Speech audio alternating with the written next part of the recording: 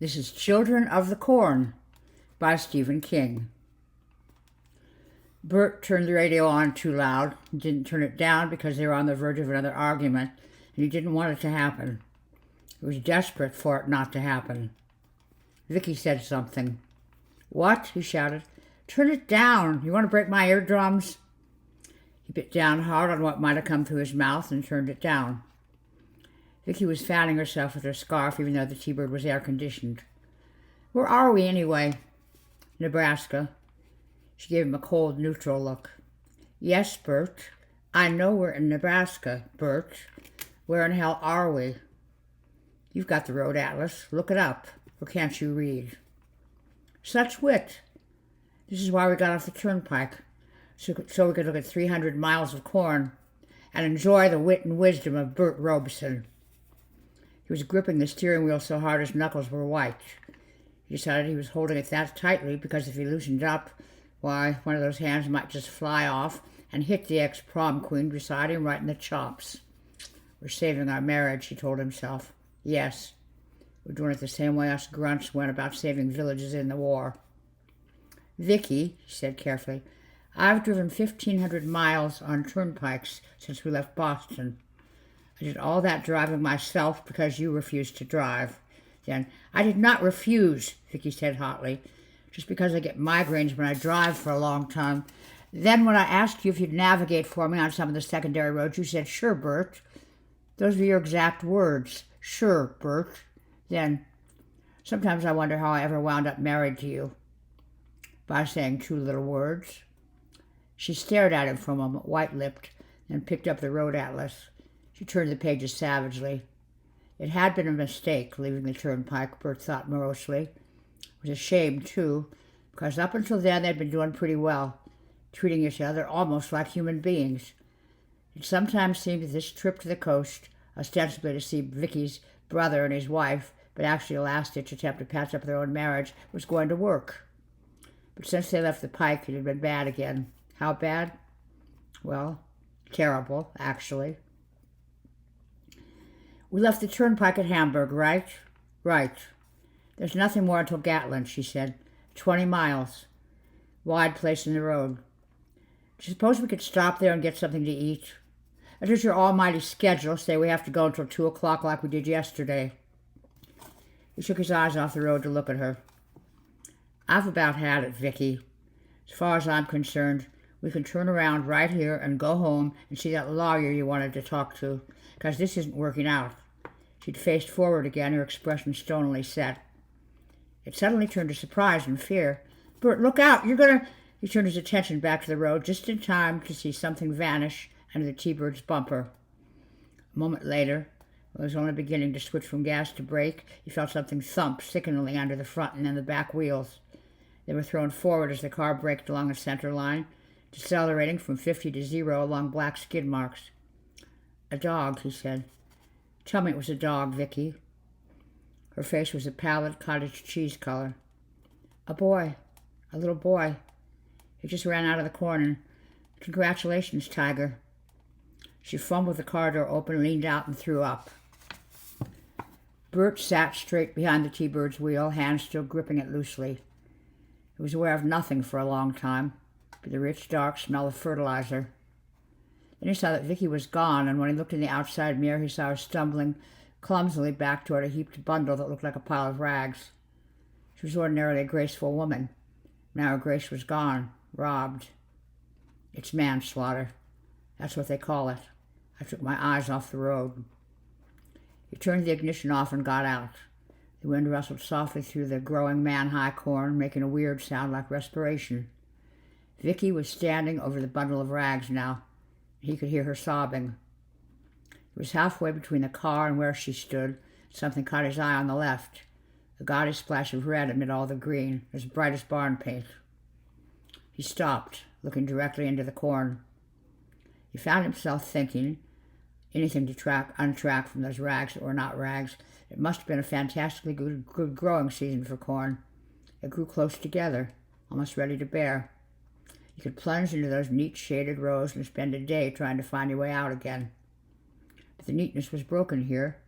Several tall corn stalks had been broken and leaned askew. And what was that further back in the shadows? "Bert!" Vicky screamed at him. "Don't you want to come see?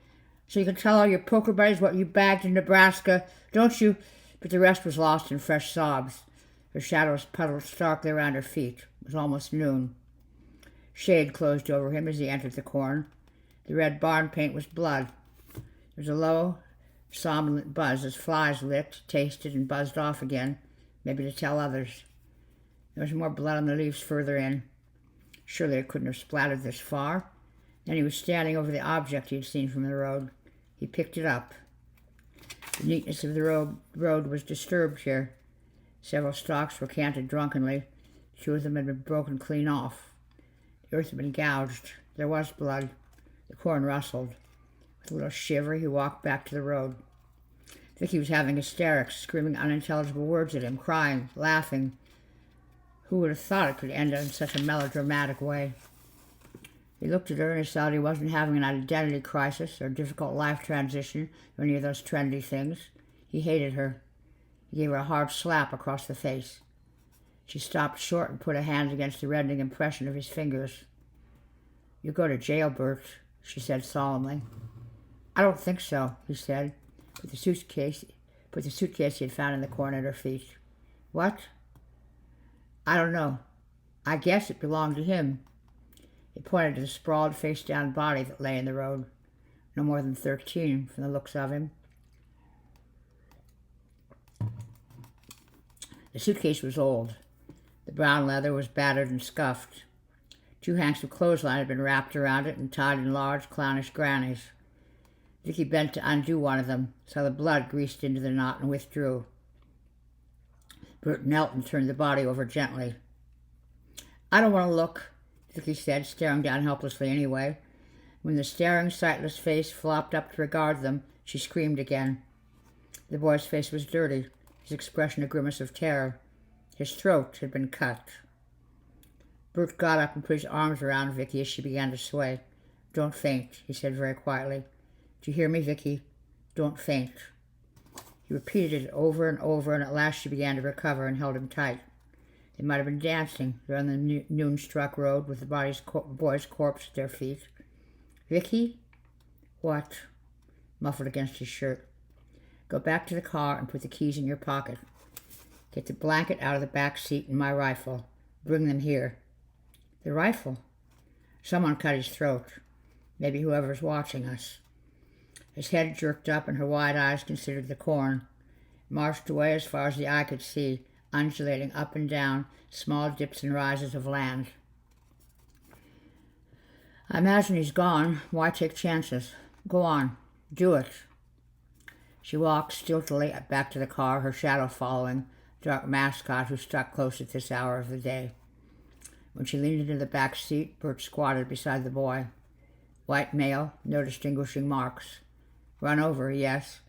But the T-Bird hadn't cut the kid's throat. It had been cut raggedly and inefficiently. No army sergeant had shown the killer the finer points of hand-to-hand assassination, but the final effect had been deadly. He had either run or been pushed through the last 30 feet of corn, dead or mortally wounded. And Bert Robinson had run him down. If the boy had still been alive when the car hit him, his life had been cut short by 30 seconds at most. Vicky tapped him on the shoulder and he jumped. She was standing with the brown army blanket over her left arm, the case-pump shotgun in her right hand, her face averted. He took the blanket and spread it on the road. He rolled the body onto it. Vicky uttered a desperate little moan. "You okay?" He looked up at her. "Vicky?" "Okay," she said in a strangled voice. He flipped the sides of the blanket over the body and scooped it up, hating the thick, dead weight of it. It tried to make a U in his arms and slither through his grasp. He clutched it tighter and they walked back to the T-Bird. "Open the trunk," he grunted. The trunk was full of travel stuff, suitcases and souvenirs. Vicky shifted most of it into the back seat. Bert slipped the body into the made space and slammed the trunk lid down. A sigh of relief escaped him. Vicky was standing by the driver's side door, still holding the cased rifle. "Just put it in the back and get in." He looked at his watch and saw only 15 minutes had passed. It seemed like hours. "What about the suitcase?" she asked. He turned back down the road to where it stood on the white line, like the focal point of an impressionist painting. He picked it up by its tattered handle and paused for a moment. He had a strong sensation of being watched. It was a feeling he had read about in books, mostly cheap fiction. He'd always doubted its reality. Now he didn't. As if there were people in the corn. Maybe a lot of them, coldly estimating whether the woman could get the gun out of the case and use it before they could grab him, drag him into the shady roads, cut his throat. Heart beating thickly, he ran back to the car, pulled the keys out of the trunk lock, and got in. Vicky was crying again. Bert got them moving, and before a minute had passed, he could no longer pick out the spot where it had happened in the rearview mirror. "What did you say the next town was?" he asked. "Oh," she bent over the road atlas again. "Gatlin. We should be there in 10 minutes. Does it look big enough to have a police station?" "No, it's just a dot. Maybe there's a constable." They drove in silence for a while. They passed a silo on the left. Nothing else but corn. Nothing past them going the other way, not even a farm truck. "Have we passed anything since we got off the turnpike, Vicky?" She thought about it. "A car and a tractor at that intersection." "No, since we got on this road, Route 17. "No, I don't think we have." Earlier, this might have been the preface to some cutting remark. Now she only stared out of her half of the windshield at the unrolling road, the endless dotted line. "Vicky, could you open the suitcase?" "Do you think it might matter?" "Don't know. It might." While she picked at the knots, her face was set in a peculiar way, expressionless but tight-mouthed. Bert remembered his mother wearing what she pulled the innards out of a Sunday chicken. Bert turned on the radio again.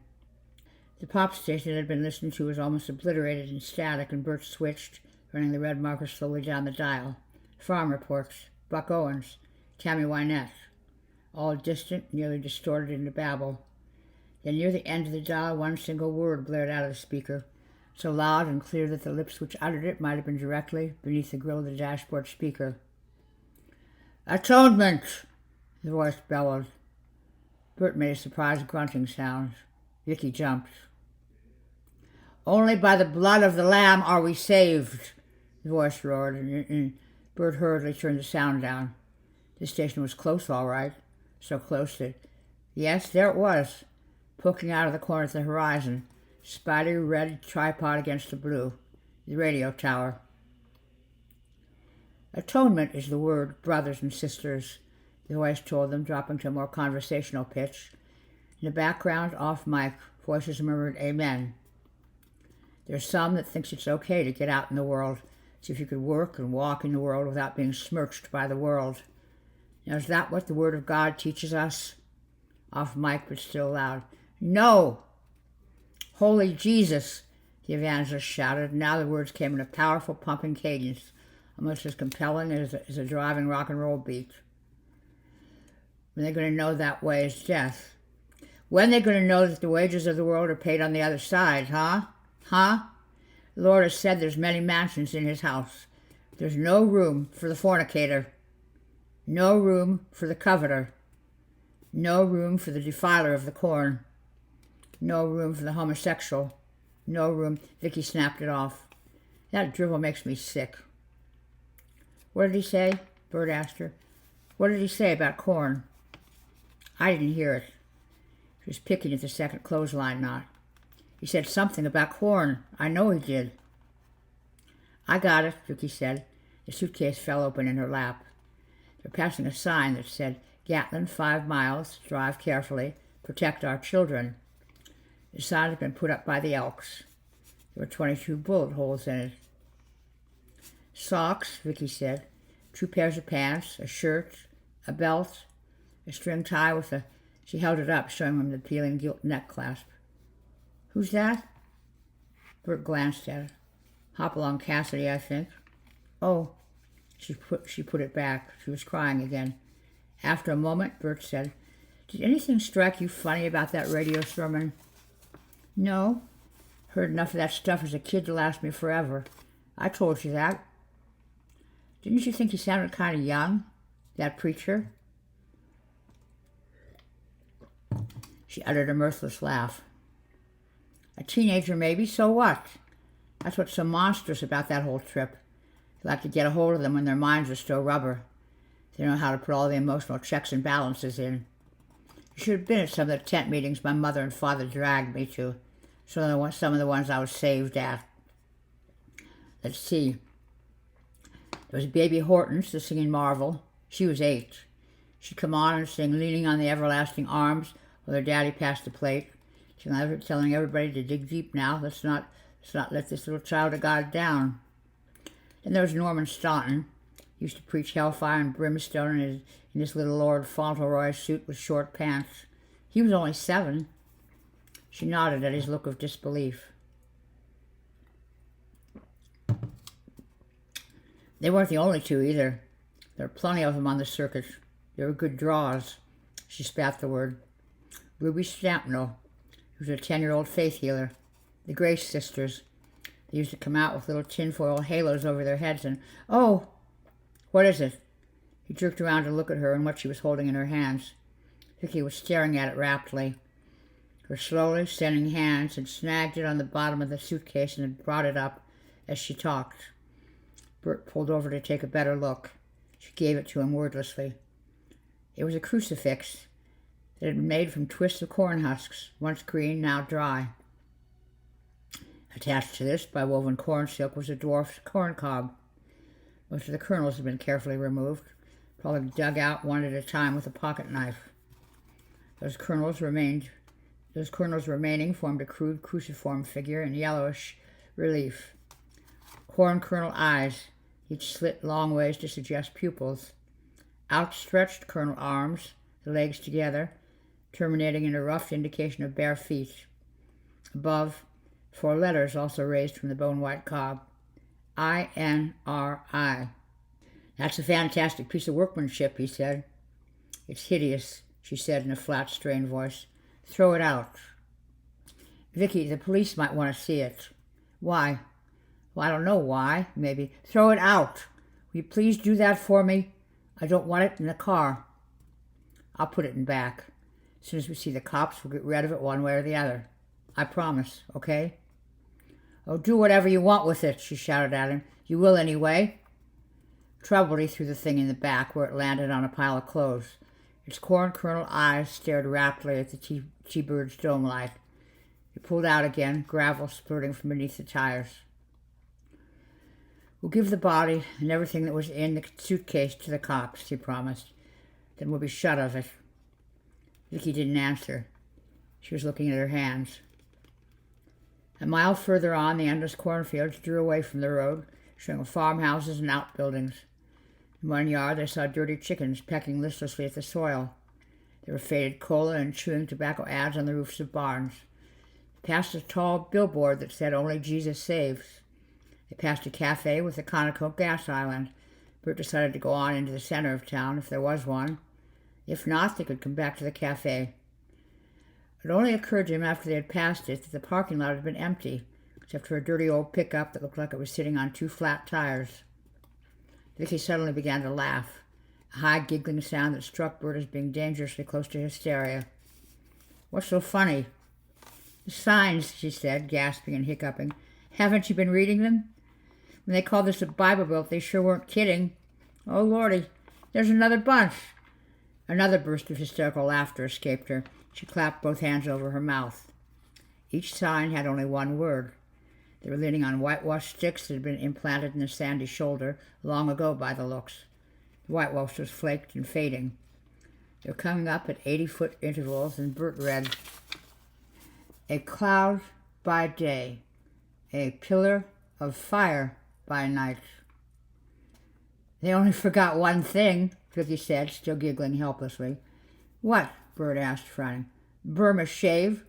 She held a knuckled fist against her open mouth to keep in the laughter, but her semi-hysterical giggles flowed around it like effervescent ginger ale bubbles. "Vicky, are you all right?" "I will be. Just as soon as we're 1,000 miles from here, in sunny, sinful California, with the Rockies between us and Nebraska." Another group of signs came up, and they read them silently. "Take this and eat, saith the Lord God." Now why, Bert thought, should I immediately associate that indefinite pronoun with corn? Isn't that what they say when they give you communion? It'd been so long since he'd been to church he really couldn't remember. Wouldn't be surprised if they used cornbread for holy wafers around these parts. He opened his mouth to tell Vicky that and then thought better of it. They breasted a gentle rise and there was Gatlin below them, all 3 blocks of it, looking like a set from a movie about the Depression. There'll be a constable, Bert said. Wondered why the side of that hick one-timetable town dozing in the sun should brought a lump of dread into his throat. They passed a speed sign proclaiming that no more than 30 was now in order, another sign, rust-flecked, which said, "You are now entering Gatlin, nicest little town in Nebraska, or anywhere else. Population, 5,431. Dusty elms stood on both sides of the road, most of them diseased. They passed the Gatlin lumber yard and a 76 gas station with a price sign swung slowly in a hot noon breeze. Regular, 35.9, high test, 38.9. Another which said, "High truckers, diesel fuel around back." They crossed Elm Street, then Birch Street, and came up on the town square. The houses lining the streets were plain wood with screened porches, angular and functional. The lawns were yellow and dispirited. Up ahead, a mongrel dog walked slowly out into the middle of Maple Street, stood looking at them for a moment, and lay down the road with its nose on its paws. "Stop," Vicky said. "Stop right here." Bert pulled obediently to the curb. "Turn around. Let's take the body to Grand Island. That's not too far, is it? Let's do that." "Vicky, what's wrong?" "What do you mean, what's wrong?" she asked. "This town is empty, Bert. There's nobody here but us. Can't you feel it?" He felt something, and still felt it, but it just seems that way, he said. "It sure is a one-hydrant town. Probably all up in the square having a bake sale or a bingo game." "There's no one here," she said with a queer, strained emphasis. "Didn't you see that 76 station back there?" "Sure, by the lumber yard, so what?" His mind was elsewhere, listening to the dull buzz of a cicada burrowing into one of the nearby elms. He could smell corn, dusty roses, and fertilizer, of course. For the first time, they were off the turnpike and in a town in a state he had never been in before. They'd flown over it from time to time in United Airlines. Somehow it felt all wrong, but all right. Somewhere up ahead there would be a drugstore with a soda fountain, a movie house named the Bijou, a school named after JFK. "Bert," the prices said $35.9 for regular, $38.9 for high octane. Now, how long has it been since anyone in this country paid those prices?" "At least 4 years," he admitted. "But Vicky—" "We're right in town, Bert, and there's not a car. Not one car." "Grand Island is 70 miles away. It would look funny if we took him there." "I don't care. Look, let's just drive up to the courthouse and—" "No!" "There, damn it. There. Why, our marriage is falling apart in a nutshell." "No, I won't. No, siree. Furthermore, I'll hold my breath till I turn blue if you don't let me have my way." "Vicky," he said. "I want to get out of here, Bert." "Vicky, listen to me. Turn around. Let's go." "Vicky, will you stop a minute?" "I'll stop when we're driving the other way. Now let's go." "We have a dead child in the trunk of our car," he roared at her. Took a distinct pleasure at the way she flinched, her face crumbled. In a slightly lower voice he went on. His throat was cut. He was shoved out into the road, and I ran him over. "I'm going to drive up to the courthouse, or whatever they have here, and I'm going to report it. If you want to start walking back toward the pike, go to it. I'll pick you up. Don't you tell me to turn around and drive 70 miles to Grand Island like we have nothing in the trunk but a bag of garbage. He happens to be some mother's son, and I'm going to report it before whoever killed him gets over the hills and far away." "You bastard," she said, crying. "What am I doing with you?" "I don't know," he said. "I don't know anymore. But the situation can't be remedied, Vicky." He pulled away from the curb. The dog lifted its head at the brief squeal of the tires and then lowered it to its paws again. They drove the remaining block to the square. At the corner of Main and Pleasant, Main split into two. There actually was a town square, grassy park with a bandstand in the middle. On the other end, where Main Street became one again, there were two official-looking buildings. Bert could make out the lettering on one. Gatlin Municipal Center. "That's it," he said. Vicky said nothing. Halfway up the square, Bert pulled over again. They're beside a lunchroom, the Gatlin Bar and Grill. "Where are you going?" Vicky asked with alarm as he opened his door. "To find out where everyone is. The sign in the window there says open." "You're not going to leave me here alone. So come, who's stopping you?" She unlocked her door and stepped out as he crossed in front of the car. He saw how pale her face was, felt an instant of pity, hopeless pity. "Did you hear it?" she asked as he joined her. "Hear what?" "Then nothing. No cars, no people, no tractors, nothing." And then from a block over, they heard the high and joyous laughter of children. "I hear kids," he said, "don't you?" She looked at him, troubled. He opened the lunchroom door and stepped into dry antiseptic heat. The floor was dusty. The sheen on the chrome was dull. The wooden blades of the ceiling fan stood still. Empty tables. Empty contour stools. But the mirror behind the counter had been shattered, and there was something else. In a moment he had it. All the beer taps had been broken off.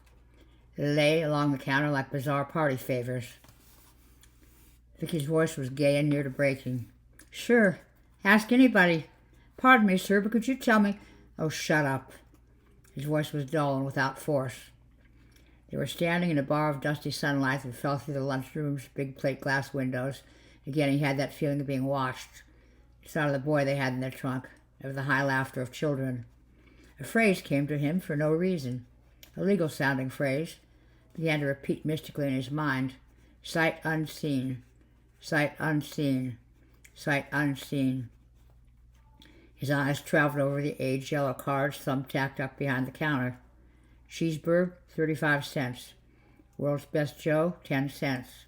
Strawberry rhubarb pie, 25 cents. Today's special ham and red-eye gravy with mashed potatoes, 80 cents. How long since he had seen lunchroom prices like that? Vicky had the answer. "Look at this," she said shrilly. She was pointing at the calendar on the wall.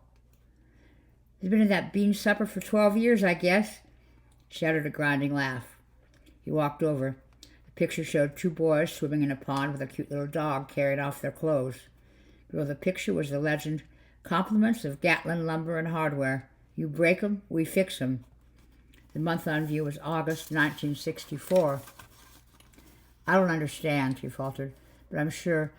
"You're sure?" she cried. "Sure, you're sure. That's part of your trouble, Bert. You spent your whole life being sure." He turned back to the door, and she came after him. "Where are you going?" "To the municipal center." "Why do you have to be so stubborn? You know something's wrong here. Can't you just admit it?" "I'm not being stubborn. I just want to get shut of what's in the trunk." They stepped out onto the sidewalk, and Bert was struck afresh with the town silence and with the smell of fertilizer. Somehow you never thought of that smell when you buttered an ear and salted it and bit in. Compliments of sun, rain, all sorts of man-made phosphates, a good healthy dose of cow shit. Somehow this smell was different from the ones he'd grown up with in rural upstate New York. You could say whatever you wanted to about organic fertilizer. There's something almost fragrant about it. The spreader was laying it down in the fields. Not one of your great perfumes, God no. When the late afternoon spring breeze would pick up and waft it over the freshly turned fields, it was a smell with good associations.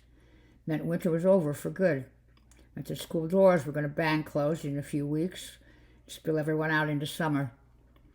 The smell tied irrevocably in his mind with other aromas that were perfume. Timothy grass, clover, fresh earth, hollyhocks, dogwood. But there must be something different out here, he thought. The smell was close, but not the same. There's a sickish sweet undertone, almost a death smell. As a medical orderly in Vietnam, he had become well versed in that smell. Vicky was sitting quietly in the car, holding the corn crucifix in her lap, and staring at it as if in a rapt way Bert didn't like. "Put that thing down," he said. "No," she said without looking up. "You play your games, I'll play mine." He put the car in gear and drove up to the corner. Dead stoplight hung overhead, swinging in a faint breeze. To the left was a neat white church. The grass was cut. Neatly kept flowers grew beside the flagged path up to the door. Bert pulled over. What are you doing? I'm going to go in and take a look, Bert said. It's the only place in town that looks as if there isn't 10 years' dust on it. Look at the sermon board. She looked. Neatly pegged white letters under glass read, "The power and grace of he who walks behind the rose." The date was July 24, 1976, the Sunday before. "He who walks behind the rose," Bert said, turning off the ignition. "One of the 9,000 names of God only used in Nebraska, I guess. Coming?" She didn't smile. "I'm not going in with you." "Fine. Whatever you want." "I haven't been in a church since I left home. I don't want to be in this church, and I don't want to be in this town, Bert. I'm scared out of my mind. Can't we just go?" "I'll only be a minute." "I got my keys, Bert. If you're not back in 5 minutes, I'll just drive away and leave you here." "Now just wait a minute, lady. That's what I'm going to do. Does you want to assault me like a common mugger and take my keys? I suppose you could do that. But you don't think I will." "No." Her purse was on the seat between them. He snatched it up. She screamed and grabbed for the shoulder strap. He pulled it out of her reach. Not bothering to dig, he simply turned the bag upside down and let everything fall out. Her key ring glittered amid tissues, cosmetics, change, old shopping lists. She lunged for it, but he beat her again and put the keys in his own pocket. "You didn't have to do that," she said. "Give them to me." "No," he said, and gave her a hard, meaningless grin. "No way." "Please, Bert, I'm scared." She held her hand out, pleading now. "You'd wait 2 minutes and decide that was long enough." "I wouldn't." And then you'd drive off, laughing and saying to yourself, "That'll teach Bert to cross me when I want something." Hasn't that pretty much been your motto during my married life? "That'll teach Bert to cross me." He got out of the car. "Please, Bert," she screamed, sliding across the seat. "Listen, I know. We'll drive out of town and call from a phone booth, okay? I got all kinds of change. Don't leave me alone, Bert. Don't leave me out here alone." He slammed the door on her cry and then leaned against the side of the T-Bird for a moment, thumbs against his closed eyes. She was pounding on the driver's side window and calling his name. She was going to make a wonderful impression when he finally found someone in authority to take charge of the kid's body. Oh, yes. He turned and walked up the flagstone path to the church doors. 2 or 3 minutes, just to look around, then he would back out. Probably the door wasn't even unlocked. But it pushed in easily on silent, well-oiled hinges. Reverently oiled, he thought, and that seemed funny for no really good reason. He stepped into a vestibule, so cool it was almost chilly. Took his eyes a moment to adjust to the dimness. The first thing he noticed was a pile of wooden letters in the far corner, dusty and jumbled indifferently together. He went to them, curious. It looked as old and forgotten as the calendar in the bar and grill, unlike the rest of the vestibule, which was dust-free and tidy. The letters were about 2 feet high, obviously part of a set. He spread them out on the carpet. There were 18 of them, shifted them around like anagrams. Hurt, bite, Craig, chap. Nope. Crap, target, Chibs, Huck. That wasn't much good either. Except for the CH in Chibs. He quickly assembled the word church. Was left looking at Rap, Taggett, Sibs. Foolish. Was squatting here, playing idiot games with a bunch of letters, while Vicky was going nuts out there in the car. He started to get up and then saw it. He formed Baptist, leaving R-A-G-E-C. By changing 2 letters, he had Grace. Grace Baptist Church. Letters must have been out front. They had taken them down and had thrown them in differently in the corner. The church had been painted since then so that you couldn't even see where the letters had been. Why? It wasn't the Grace Baptist Church anymore. That was why. So what kind of church was it? For some reason, that question caused a trickle of fear. He stood up quickly, dusting his fingers. So, they had taken down a bunch of letters. So what? Maybe they had changed the place into Flip Wilson's Church of What's Happening Now. But what had happened then? He shook it off impatiently and went through the inner doors. Now he was standing at the back of the church itself. As he looked toward the nave, he felt fear close around his heart and squeeze tightly. His breath drew in, loud in the pregnant silence of this place.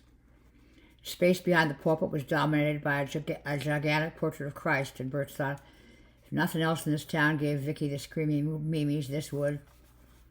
The Christ was grinning, vulpine. His eyes were wide and staring, reminding Bert uneasily of Lon Chaney in The Phantom of the Opera. In each of the wide black pupils, someone, a sinner presumably, was drowning in a lake of fire. But the oddest thing was that this Christ had green hair which on closer examination revealed itself to be a twining mass of early summer corn. The picture was crudely done but effective. It was like a comic strip mural done by a gifted child. An Old Testament Christ, or pagan Christ that might slaughter his sheep for sacrifice instead of leading them. At the foot of the left-hand rank of pews was a pipe organ. Bert could not at first tell what was wrong with it. He walked down the left-hand aisle and sat with slowly dawning horror. The keys had been ripped up. The stops had been pulled out. The pipes themselves filled with dry corn husks. Over the organ was a carefully lettered plaque which read, "Make no music except with human tongue, saith the Lord God." Vicky was right. Something was terribly wrong here. He debated going back to Vicky without exploring any further, just getting into the car and leaving town as quickly as possible, never mind the municipal building. But it grated on him. Tell the truth, he thought. You want to give her band 5,000 a workout before going back and admitting she was right to start with. We'll go back out in a minute or so. He walked toward the pulpit, thinking, people must go through Gatlin all the time. There must be people in the neighboring towns who have friends and relatives here. The Nebraska SP must cruise through from time to time. What about the power company? The stoplight had been dead. Surely they'd know if the power had been off for 12 long years. Conclusion, what seems to have happened in Gatlin was impossible. Still, he had the creeps.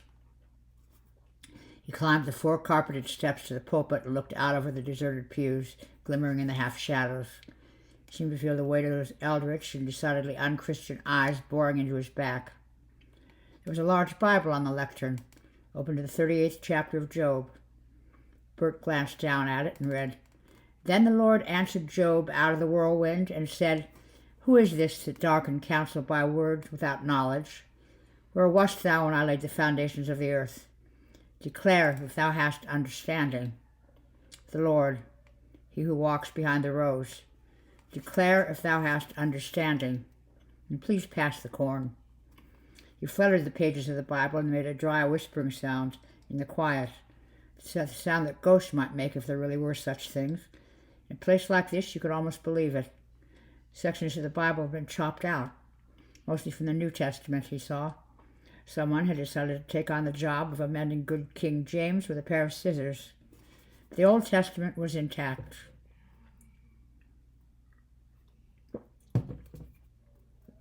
He was about to leave the pulpit when he saw another book on a lower shelf and took it out, thinking it might be a church record of weddings and confirmations and burials. He grimaced at the words stamped on the cover, done inexpertly in gold leaf. Thus let the iniquitous be cut down, so that the ground may be fertile again, say the Lord God of hosts. There seemed to be one train of thought around here. Bert didn't care much for the tracks it seemed to ride on. He entered the book to the first wide-line sheet. A child had done the lettering, he saw immediately. In places, an ink eraser had been carefully used, while there were no misspellings. The letters were large and childishly made, drawn rather than written. The first column read, Amos Deegan, Richard, born September 4, 1945, September 4, 1964. Isaac Renfrew, William, born September 19, 1945, September 19, 1964. Zephaniah Kirk, George, born October 14, 1945, October 14, 1965. Mary Wells, Roberta, born November 12, 1945, November 12, 1964. Yemen Hollis, Edward, born January 5, 1946, January 5, 1965.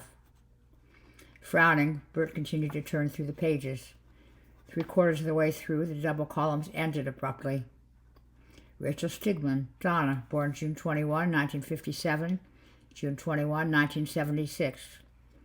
Moses Richardson, Henry, born July 29, 1957. Malachi Boardman, Craig, born August 15, 1957. The last entry in the book was for Ruth Clausen, Sandra, born April 30th, 1961. Bert looked at the shelf where he'd found the book and came up with two more. The first had the same iniquitous be cut down logo, and it continued the same record, the same single column tracing birth dates and names. In early September of 1964, he found Job Gilman, Clayton, born September 6. The next entry was Eve Tobin, born June 16, 1965. No second name in parenthesis. The third book was blank. Standing behind the pulpit, Bert thought about it. Something had happened in 1964. Something to do with religion, and corn, and children. Dear God, we beg thy blessing on the crop. For Jesus' sake, amen. And the knife raised high to sacrifice the lamb. Had it been a lamb? Perhaps a religious mania had swept them. Alone, all alone, cut off from the outside world by hundreds of square miles of the rustling secret corn. Alone, under 70 million acres of blue sky.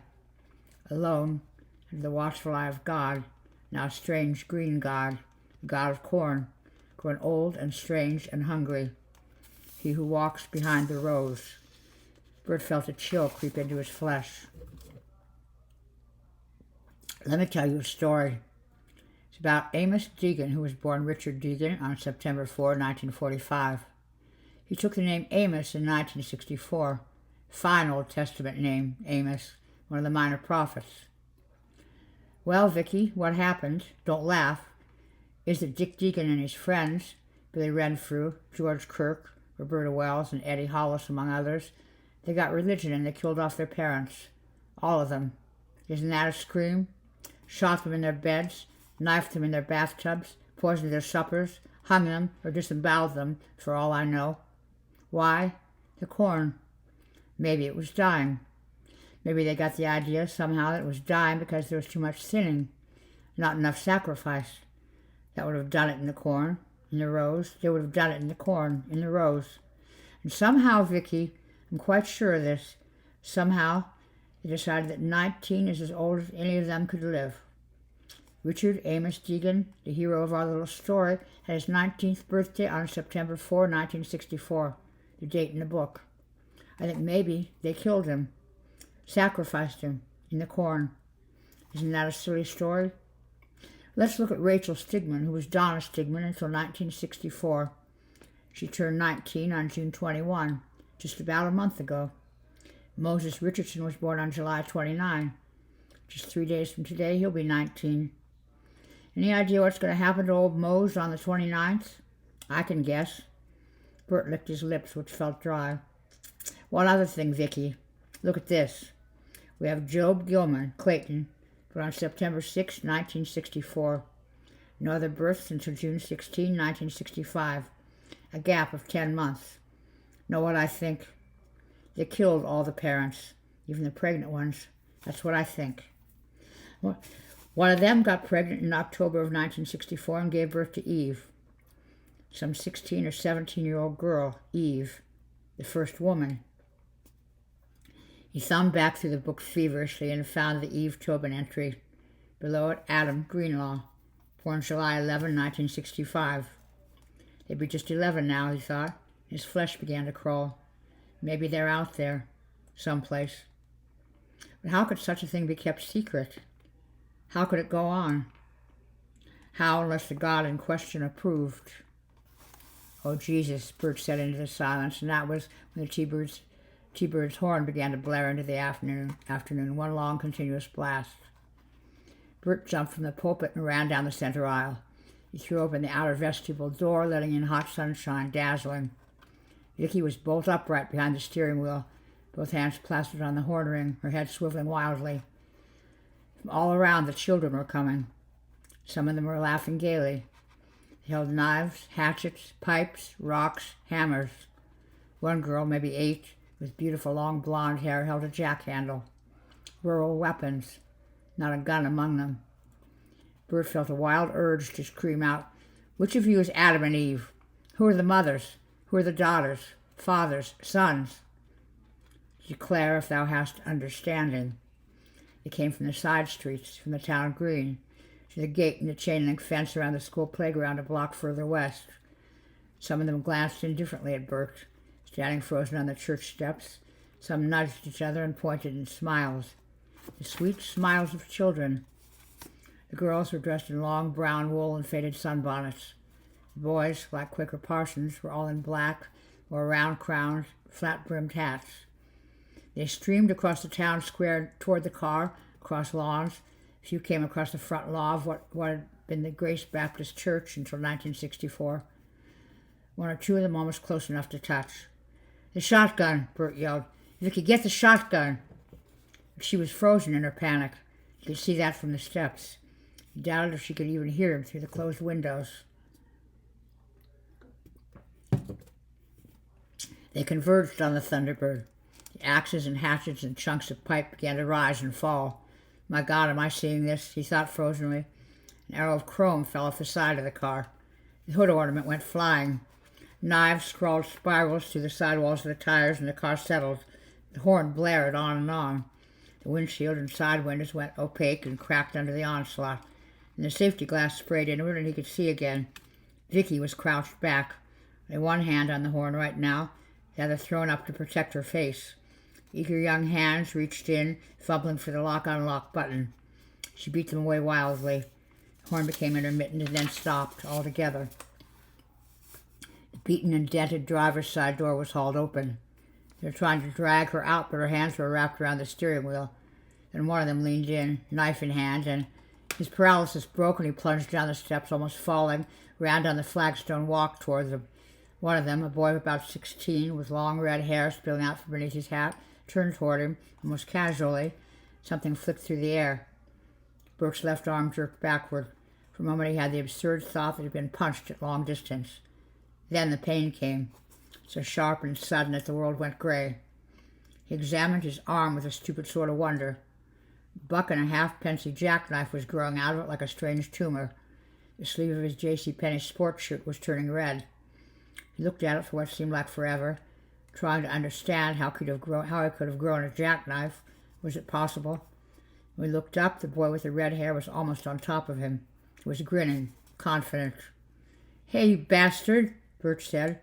His voice was creaking, shocked. "Remand your soul to God, for you will stand before his throne momentarily," the boy with the red hair said, and clawed for Bert's eyes. Bert stepped back, pulled the pensy out of his arm, and stuck it into the red-haired boy's throat. The gush of blood was immediate, gigantic. Bert was splashed with it. The red-haired boy began to gobble and walk in a large circle. He clawed at the knife, trying to pull it free, and was unable. Bert watched him, jaw hanging agape. None of this was happening. It was a dream. The red-haired boy gobbled and walked.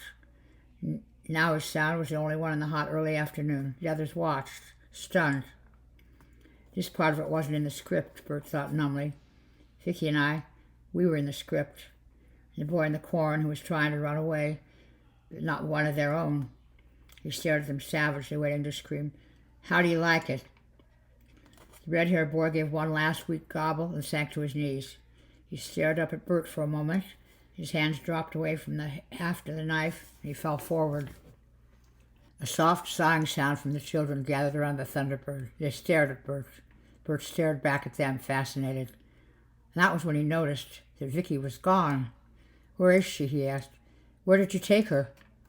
One of the boys raised a blood-streaked hunting knife toward his throat and made a sawing motion there. He grinned. That was the only answer.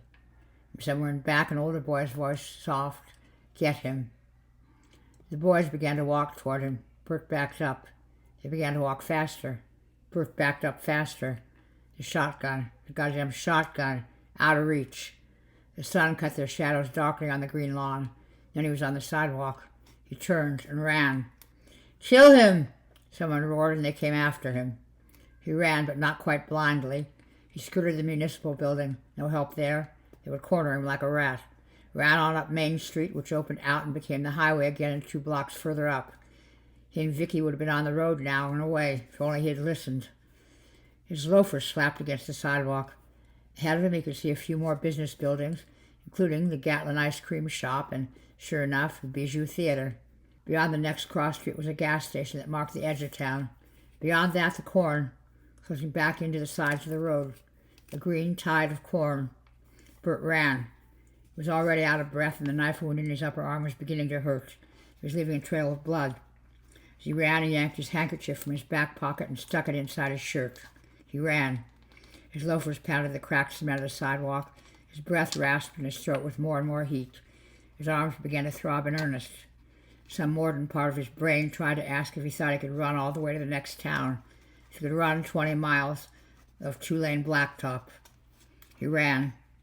Behind him, he could hear them, 15 years younger and faster than he was, gaining. Their feet slapped on the pavement. They whooped and shouted back and forth to each other. They're having more fun than a 5-alarm fire, Bert thought disjointedly. They'll talk about it for years. Bert ran. He ran past the gas station, marking the edge of town. His breath gasped and roared in his chest. The sidewalk ran out under his feet.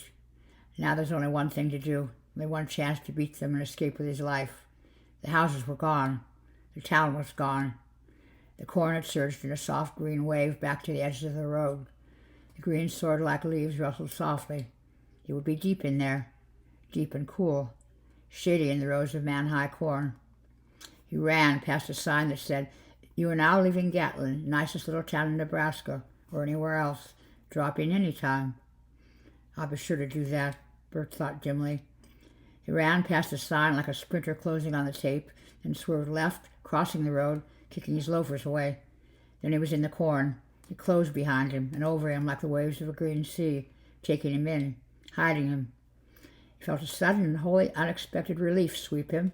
Same moment he got his second wind. His lungs, which had been shallowing up, seemed to unlock and give him more breath. He ran straight down the first row he had entered, head ducked, his broad shoulders swiping the leaves and making them tremble. 20 yards in, he turned right, parallel to the road again, and ran on, keeping low so they wouldn't see his dark head of hair bobbing among the yellow corn tassels.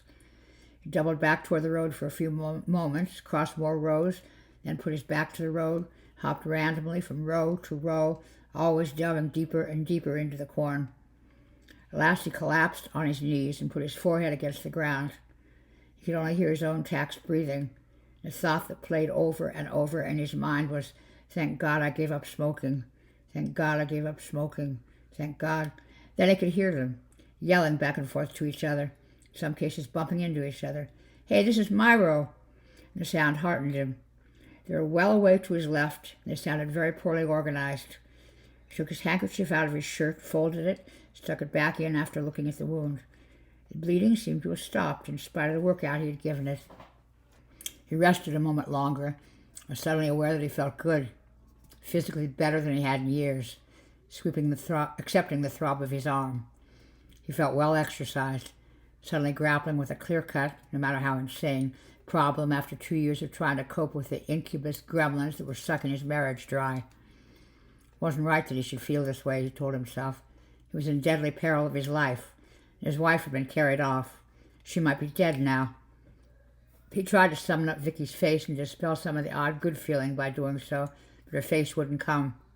What came was the red-haired boy, with a knife in his throat. He became aware of the corn fragrance in his nose now, all around him. The wind through the tops of the plants made a sound like voices, soothing. Whatever had been done in the name of this corn was now his protector. But they were getting closer. Running, hunched over, he hurried up the row he was in, crossed over, doubled back, crossed over more rows. He tried to keep the voices always on his left. As the afternoon progressed, that became harder and harder to do. The voices had grown faint. Often the rustling sounds of the corn obscured them altogether. He would run, listen, run again. The earth was hard-packed. His stocking feet left little or no trace. When he stopped much later, the sun was hanging over the fields to his right, red and inflamed. When he looked at his watch, he saw it was 7:15. The sun had stained the corn tops a reddish gold, here the shadows were dark and deep. He cocked his head, listening. With the coming of sunset, the winds had died entirely, and the corn stood still, exhaling its aroma of growth into the warm air. If they were still in the corn, they were either far away or just hunkered down and listening. Bert didn't think a bunch of kids, even crazy ones, could be quiet for that long. He suspected they had done the most kid-like thing, regardless of the consequences for them. They had given up and gone home. He turned toward the setting sun, which had sunk between the raft of clouds on the horizon, and began to walk. If he cut on a diagonal through the rows, always keeping the setting sun ahead of him, he would be bound to strike Route 17 sooner or later. The ache in his arms had settled into a dull throb that was nearly pleasant. The good feeling was still with him. He decided that as long as he was here, he would let the good feeling exist in him without guilt.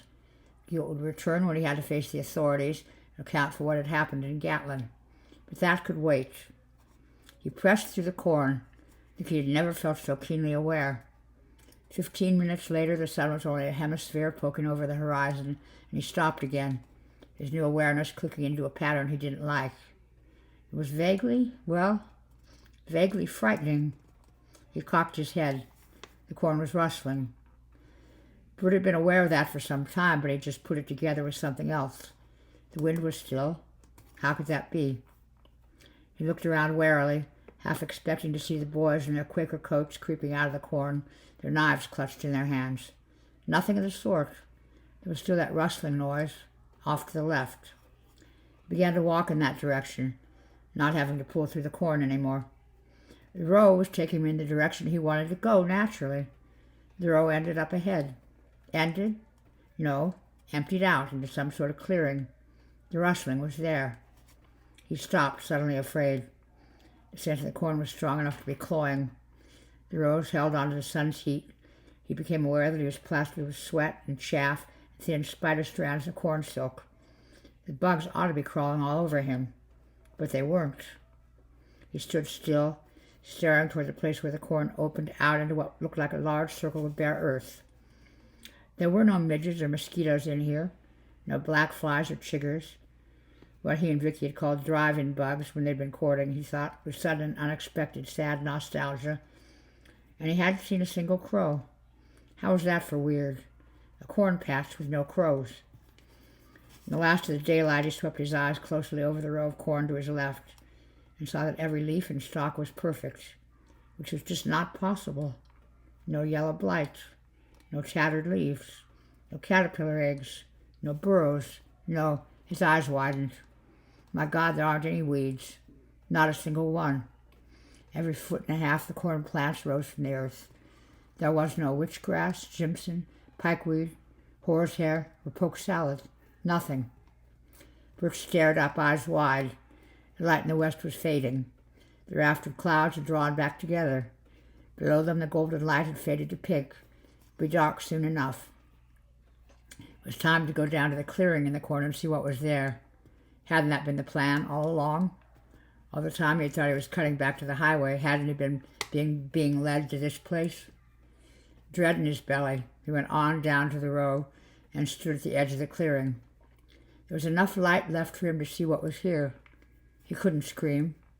There didn't seem to be enough air left in his lungs. He tottered in on legs like slats of splintery wood. His eyes bulged from his sweaty face. "Vicky," he whispered. "Oh, Vicky, my God." She had been mounted on a crossbar like a hideous trophy. Her arms held at the wrists and her legs at the ankles with twists of common barbed wire, 70 cents a yard at any hardware store in Nebraska. Her eyes had been ripped out. The sockets were filled with a moon-flax of corn silk. Her jaws were wrenched open in a silent scream, her mouth filled with corn husks. On her left was a skeleton in a moldering surplice. The nude jawbone grinned. The eye socket seemed to stare at Bert jocularly, as if the one-time minister of the Grace Baptist Church was saying, "It's not so bad. Being sacrificed by pagan devil children in the corn is not so bad. Having your eyes ripped out of your skull according to the laws of Moses is not so bad." To the left of the skeleton was a second skeleton, this one dressed in a rotting blue uniform. A hat hung over the skull, shading the eyes. On the peak of the hat was a greenish-tinged badge reading "Police Chief." That was when Bert heard it coming. Not the children, but something much larger, moving from the corn and toward the clearing. Not the children, no. The children wouldn't venture into the corn at night. This was a holy place, the place of he who walks behind the rows. Jerkily, Bert turned to flee.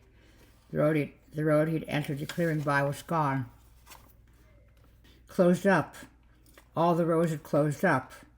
It was coming closer now, and he could hear it, pushing through the corn. Ecstasy of superstitious terror seized him. It was coming. The corn on the far side of the clearing had suddenly darkened, as if a gigantic shadow had blotted it out. Coming.